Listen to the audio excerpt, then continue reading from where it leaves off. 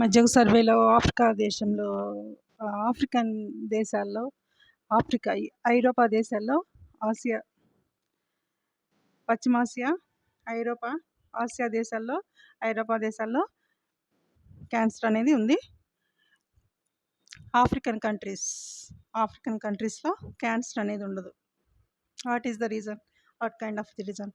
అది mostly vegetables use చేయటం, way of eating, diet pattern తీసుకోవటంలో పెను మార్పులు ఆఫ్రికన్ దేశానికి, పశ్చిమాసియా దేశాలకి, ఐరోపా దేశాలకి. Food pattern, food version, way of version ఏ విధంగా ఉంటుంది, మళ్ళీ అనే దాంట్లో ఈ జబ్బులు, రోగాలు అనేది డిసైడ్ అవటం అనేది చాలా ఎక్కువగా జరగటానికి స్కోప్ ఉంది. అదనమాట.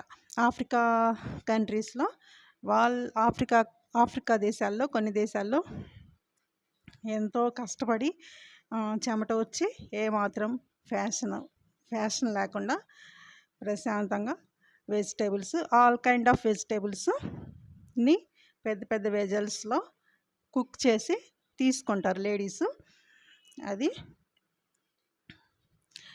అందువల్ల వాళ్ళకి, లేడీస్కి అసలు క్యాన్సర్ అనేది రానే రాదు. వాళ్ళ లైఫ్ అలా కొనసాగిపోతుంది.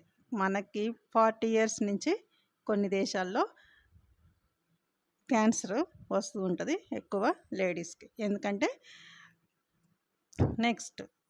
నెక్స్ట్ కాదు, మెయిన్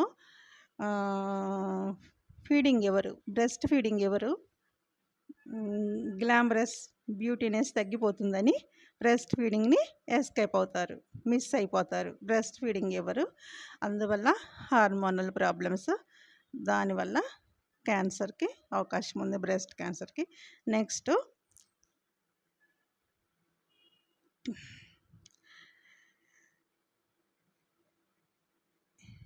ఇన్ఫీరియారిటీ కాంప్లెక్స్,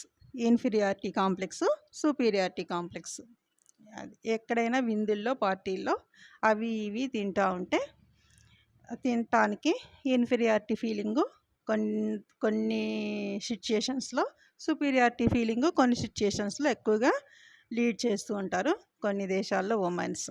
అందువల్ల ఏంటవి తినటానికి ఇష్టపడరు. దానివల్ల ఖనిజ లవణాలు, ఫైబరు, వెజిటేబుల్స్లో ఉండే ఖనిజ లవణాలు, ఫైబర్ని మిస్ అయిపోతూ ఉంటారనమాట. నెక్స్ట్ జాబ్లో ఉన్న టార్గెట్ని అచీవ్మెంట్స్ అవటానికి డైట్ని తీసేసి, నిద్రను కూడా కోల్పోయి, అలా హెల్త్ని తీసి పక్కన పెట్టేసి టార్గెట్ అచీవ్మెంట్, గోల్స్ రీచ్ అవ్వటమే ముఖ్యాంశంగా భావిస్తూ ఉంటారు కొన్ని దక్షిణాసియా కంట్రీస్లో. అదనమాట. ఈ ఛానల్ మాట్లాడాలి అని ఎప్పటికప్పుడు నేను ఎస్కేప్ అయిపోతున్నాను. 200 సబ్స్క్రైబర్స్, ఏదో ఒకటితో భక్తిగా ఏదో మాట్లాడాలని.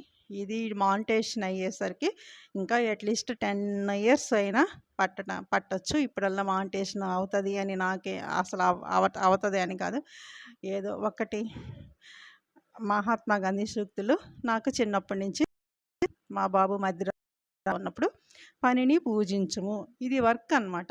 ఏదో ఒకటి మన ఇంట్లో కొలీగ్స్తో, ఫ్రెండ్స్ తోటి, హస్బెండ్ తోటి తమాషాలు, కామెడీలు వేసేది కాదు. ఇది గూగుల్లోకి వెళ్ళిపోతుంది మనం మాట్లాడేది. చాలా దానికి భక్తిగా, దానికి కేరింగ్గా, పొలైట్నెస్గా మాట్లాడాలి. ఏదో మాట్లాడాం, నవ్వాం, అవన్నీ కుదరదు ఇక్కడ యూట్యూబ్లో. అది అంత మామూలు విషయం కాదు యూట్యూబ్లో మాట్లాడటం అంటే. నాకెందుకు ఈ శ్రమ, ఎందుకు పెట్టుకున్నానా అని నాకు నేనే సఫర్ అవుతా ఉన్నాను. కొన్ని సఫరింగ్లు తప్పదు అని అనుకోగలం, అనిపిస్తుంది అనమాట. కొన్ని బాధలు తప్పించుకోలేము.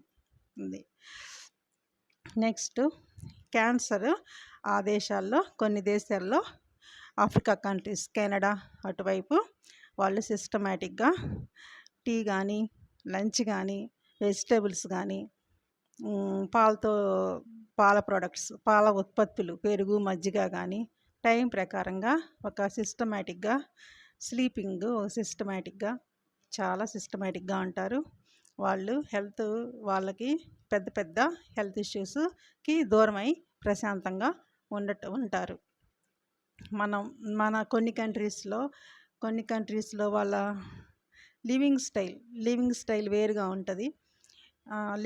లివింగ్ స్టైల్ వేరుగా ఉన్నప్పుడు అలా ఇలాంటి ప్రమాదకరమైన డిసీజెస్ దగ్గరికి రావటానికి అవకాశము ఒక 60%, 100కి 60% ఉంటదనమాట.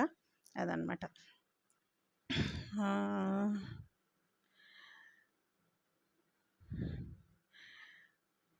చైల్డ్ అలా అలా నెక్స్ట్ అది నెక్స్ట్ తల్లులు, తండ్రులు హెల్త్ కేరింగ్ తీసుకోనప్పుడు ఆల్టర్‌నేట్‌గా పిల్లలు గూడా అలానే అవ్వటానికి చాలా స్కోప్ ఉంది.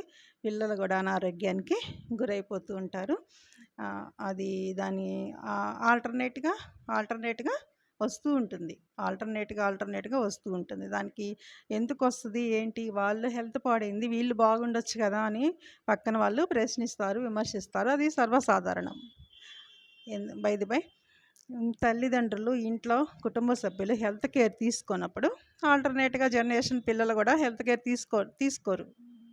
అంతే ఇంకా. దానికి రీజన్ అనేది ఏమి ఎక్స్‌ప్లనేషను ఇవ్వలేం. అది. ఈ ఛానల్‌ని ఎంతగానో ఆదరిస్తున్న మీ అందరికీ నా అభినందనలు, కృతజ్ఞతలు, ధన్యవాదాలు. Thanks for listening. సర్వే జన సుఖినో భవంతు.